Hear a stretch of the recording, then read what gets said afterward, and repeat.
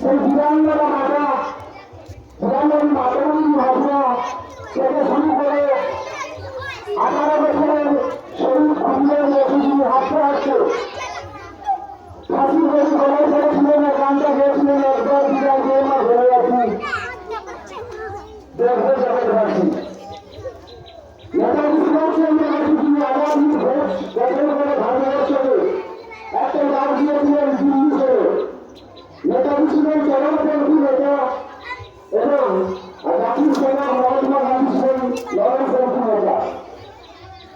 আমরা অনেক বিপ্লবীদের প্রাণের বিনিময়ে আমরা আজকের স্বাধীনতা অর্জন করেছি। সেই বীর শহীদকে প্রতি শ্রদ্ধা জানাতে এবং তাদের আত্মার শান্তি কামনার্থে আমরা প্রথমেই 1 মিনিট নীরবতা পালন করব, তারপরেই আমরা জাতীয় পতাকা উত্তোলন করব। 1 2 3 start দেওয়ার সঙ্গে সঙ্গে সবাই একদমই চুপ করবে, নীরবতা পালন করবে।